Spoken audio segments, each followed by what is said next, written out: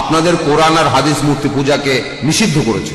তবে আপনি অন্য ধর্মগুলো দেখেন, খ্রিস্টান ধর্ম অথবা ধরেন বৌদ্ধ ধর্ম, চাইনিজ ধর্ম, জৈন ধর্ম, অন্য সব ধর্মেই দেখবেন মূর্তি পূজা আছে। আপনারা মুসলিমরা পৃথিবীর সংখ্যার মাত্র 15 থেকে 20% হবেন সব মিলিয়ে, এটা শতকরা হিসাবে। তাহলে অন্যরা কি ভুল করছে? খ্রিস্টান ধর্মটা দেখেন 1 মিনিট, যে কোনো অ্যাংলিকান চার্চ অথবা Russian orthodox, Greek orthodox, Catholic বা প্রোটেস্ট্যান্ট, চীনে দেখেন অনেক বড় মূর্তি ঈশ্বরের। তাহলে এরা সবাই ভুল? খুবই সুন্দর প্রশ্ন করলেন। তিনি বললেন পৃথিবীতে মুসলিম আনুমানিক 15 থেকে 20%, কেউ বলে 25%, সে যাই হোক, আপনি বললেন 15 থেকে 20%, আচ্ছা মেনে নিলাম। আপনি বললেন যে খ্রিস্টানরা তারা মূর্তি পূজা করে, আমিও একমত। আপনি বললেন যে বৌদ্ধরা বিশাল মূর্তি বানায়, তারা কি সবাই ভুল?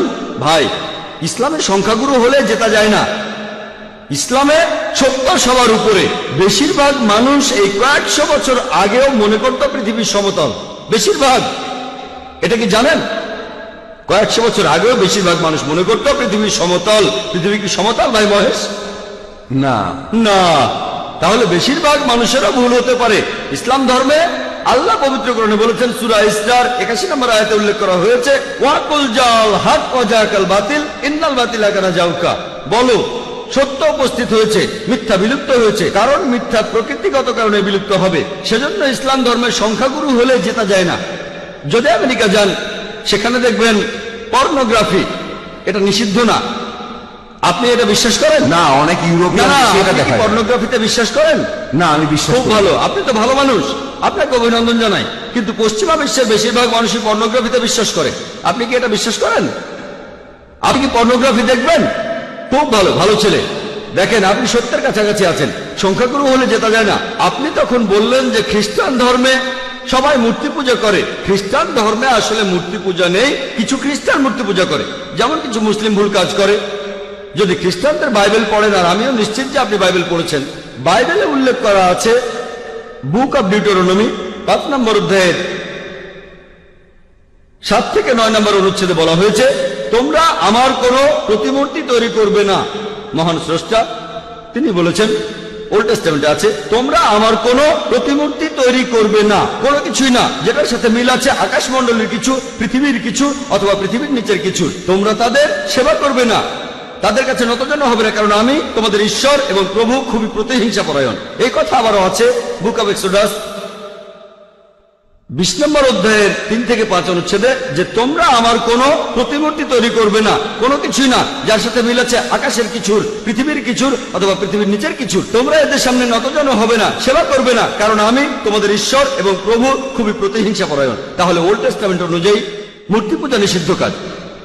আর যীশু খ্রিস্ট নিজেই বলেছেন, এটা আছে গসপেল অফ ম্যাথিউ 5 নম্বর অধ্যায়ের 17 থেকে 20 অনুচ্ছেদে, মনে করো না আমি নবীদের আইন বাতিল করতে এসেছি, এগুলোকে বাতিল করতে আসিনি, পূরণ করতে এসেছি। তোমাদের মধ্যে যদি কেউ কোনো একটা আইন ভাঙে আর অন্য কেউ ভাঙতে বলে, সে তাহলে স্বর্গের রাজ্যে প্রবেশ করতে পারবে না। আর যে এই আইনগুলো মেনে চলবে, সে স্বর্গের রাজ্যে প্রবেশ করতে পারবে। যদি তাদের ন্যায়নিষ্ঠতা গ্রন্থে বলা ন্যায়নিষ্ঠার চাইতে বেশি না হয়, তাহলে তারা স্বর্গের রাজ্যে প্রবেশ করতে পারবে না। তাহলে যীশু খ্রিস্টের কথা অনুযায়ী আপনি যদি স্বর্গের রাজ্যে প্রবেশ করতে চান, আপনাকে তাহলে ওল্ড টেস্টামেন্টের সবগুলো আইন মানতে হবে, মুসা নবীর আইন মানতে হবে। স্রষ্টার কোনো প্রতিমা বানাবেন না। তারপরও মানুষ বানায়, কেন? সব খ্রিস্টানরা কিন্তু বানায় না, প্রোটেস্ট্যান্টরা বানায় না। খ্রিস্টান ধর্ম সম্পর্কে আপনার জ্ঞান বেশ কম, আপনি এখনো ছাত্র। ক্যাথলিকরা এটা করে, তারা মূর্তি বানায়। এজন্যই প্রোটেস্ট্যান্টরা প্রোটেস্ট করেছিল যে আপনাদের কাজটা ভুল। তাহলে বাইবেলের কথা অনুযায়ী সৃষ্টিকর্তার কোনো প্রতিমা বানাতে পারবেন না। আপনার কথা মানি? বেশিরভাগ হিন্দুই মূর্তি পূজা করে। আমি আগে বলেছিলাম, নাতাস্তি প্রতিমা আস্তি, মহান সৃষ্টিকর্তার কোনো প্রতিমা নেই, কোনো ছবি নেই, কোনো ভাস্কর্য নেই, তার কোনো মূর্তি নেই। আপনি কি মূর্তি পূজা করেন? হ্যাঁ, আমি করি। আচ্ছা, তাহলে তো বেদ মানছেন না। আমি আসলে সবগুলো ধর্মই মানি, সব ধর্মই এক, কারণ মহান ঈশ্বর সবগুলো ধর্ম সম্পর্কেই জানেন। ভাই, আপনি যদি সবগুলো ধর্মই বিশ্বাস করেন, তার মানে আপনি অন্য ধর্ম পালন করছেন কিনা জানি না, তবে হিন্দু ধর্ম পালন করছেন না। আপনি হিন্দু ধর্ম পালন করছেন না। আমি আপনাকে বলি, ঈশ্বর তো ঘুমাচ্ছেন না, তিনি সবই জানেন। তিনি তো সবকিছু সৃষ্টি করেছেন, সবকিছু। তাই তিনি সবগুলো ধর্ম সম্পর্কেই জানেন, যেমন ইসলাম। ভাই, আপনি একবারে একটা প্রশ্ন করেন, লম্বা লাইন দেখা যাচ্ছে, এই প্রশ্নটার উত্তর দিচ্ছি।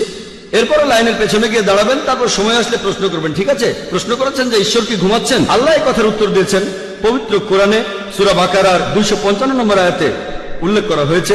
আল্লাহ বলেছেন, আল্লাহু লা ইলাহা ইল্লা হুয়াল হাইয়ুল কাইয়ুম লা তাখুযুহু সিনাতুন ওয়ালা নাওম, যে আল্লাহ অবিনশ্বর, চিরস্থায়ী, তিনি কারো মুখাপেক্ষী নন, তার নিদ্রার প্রয়োজন হয় না, তন্দ্রা তাকে স্পর্শ করে না, বিশ্রামের প্রয়োজন হয় না। আমাদের ঘুমানোর প্রয়োজন হয়, আমাদের বিশ্রাম নেওয়ার প্রয়োজন হয়, আল্লাহ তাআলার ঘুমানোর প্রয়োজন হয় না।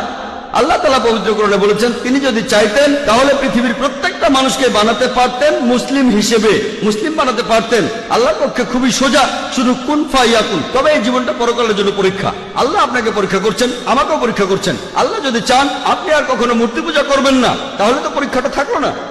পরীক্ষাটা হচ্ছে আল্লাহ আপনাকে কিছু আইন দিয়েছেন, এখন আপনি সেগুলো মানবেন কি মানবেন না। আপনি নাকি সবগুলো ধর্মই মানেন, কিন্তু আপনি তো হিন্দু ধর্ম মানছেন না, আপনি তো ইসলাম মানছেন না, আপনি তো খ্রিস্টান ধর্ম মানছেন না, শিখ ধর্ম মানছেন না, বৌদ্ধ ধর্ম মানছেন না। আমাকে এমন কোন কথা দেখান যেখানে ধর্মপট বলছে, বৌদ্ধ যে কোনো গ্রন্থ বলছে যে বুদ্ধ তার মূর্তি বানাতে বলেছেন। তিনি কখনোই বলেননি।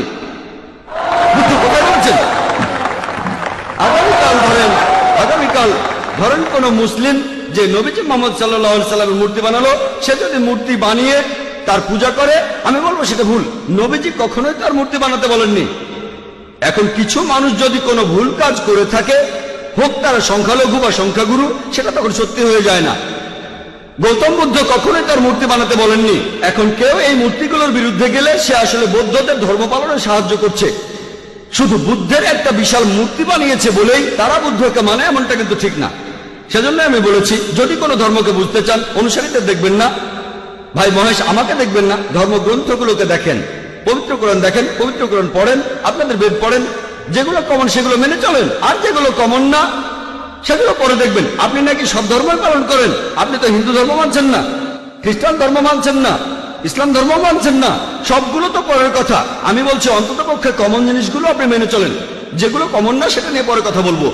আপনি তো কমন জিনিসগুলো মেনে চলছেন না, সবগুলো মানা তো পরের কথা। যেদিন আপনি মূর্তি পূজা বন্ধ করবেন, সেদিন আমি কথা বলতে পারবো যে আপনি সবগুলো ধর্মের সবচেয়ে প্রধান কথাটা মানছেন। যেদিন আপনি মুহাম্মদ সাল্লাল্লাহু আলাইহি সাল্লামকে সর্বশেষ চূড়ান্ত নবী হিসেবে মানবেন, সেদিন বলতে পারবো আপনি বেশিরভাগ প্রধান ধর্মের সবচেয়ে প্রধান দুটো কথা মানছেন। আশা করি উত্তরটা পেয়েছেন।